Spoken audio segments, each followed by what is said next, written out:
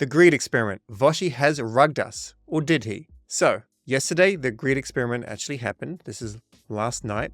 And in the end, the quick TLDR, we didn't get any greed tokens. There will be no greed token. Instead, what we got was our stake, or our SOL was delegated to the new greed validator. So what we did is we went here, we connected our wallet, we deposited 1 SOL or up to 10 SOL, and then we saw the slider which showed that we were going to get some greed tokens, and in the end, it wasn't like that at all. As an example, this is just a tutorial wallet, but if we scroll on down, find our SOL, jump into this here, as soon as it loads, we'll see what actually happened was in this one, 3 SOL. It was delegated to the greed validator. Now here I can unstake, but I cannot withdraw. Your SOL will be locked until breakpoint, September 20th, 2024.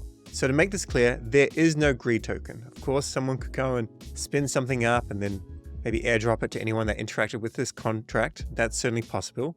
And maybe someone will do that. I don't know. However, if they do that, then there's not going to be any liquidity pool unless they fund it themselves. Maybe they fund it with a small amount of money and maybe it works, maybe it doesn't work. But essentially, Voshy did this again for educational purposes, which is completely fine. And it goes over and a lot of people helped him out with this, which is cool. And I saw within 1 minute of me doing my transaction that it actually did go to a validator. So this was the actual key here. If you go to StakeWiz, you can put in that key, you can put in any key of a validator, such as validator.com, and you'll be able to pull up all the information here. And then we can see how much stake it has. And it's a 0% commission. It's got a little bit of stake, nothing crazy. Of course, they would like some more stake to go there. You can, of course, deactivate, and you can, with a little bit more difficulty, you can move that stake to another validator. But my suggestion is just keep it active, and then come breakpoint, if you want, you can then withdraw it.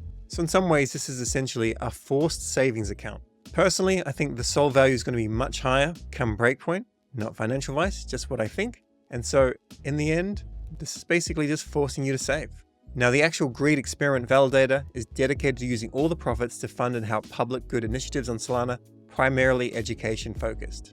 If I may toot my own horn here for just a second, I would say I am the best person on video with making educational content on Solana. But to be perfectly honest, there's so much work. I have a team and I'm pushing this out 6 days a week.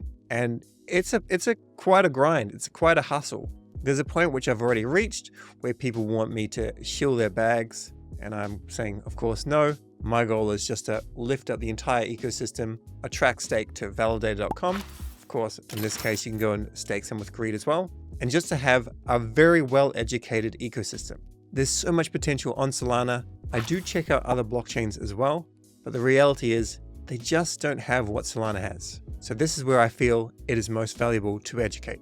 Now, I know that people watching this are still really keen on meme coins, and I don't want to go and shill an actual meme coin. But hopefully this month we'll find a little bit of time to go to pump.fun and just have a little bit of a play.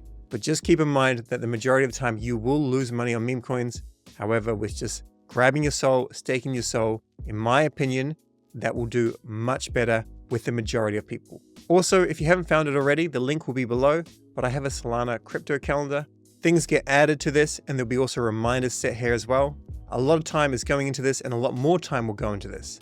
Things like reminders on when things are happening, the dupe vote, when the dupe vote ends, and there'll be plenty more stuff as well. So bookmark this, and whenever I do plan on covering meme coins, I can put it on this calendar. Once again, it will not be a specific meme coin, so please don't ping me and ask me to shill your meme coin, but we'll just go through, we'll have a bit of a gamble, and we'll see how we go. So in summary, Voshy is not going to actually create the greed token. It was another experiment. We've learned our lesson the second time, and I don't think he's going to be able to try it a third time.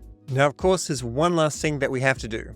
We have to revoke access to Twitter and the actual greed experiment if we granted it. So we'll go into more here, settings and privacy, security and account access, apps and sessions, connected apps, and then you can see I've got quite a few here. You should go through and make sure that they only have read-only permissions. But we'll scroll down here to the real greed.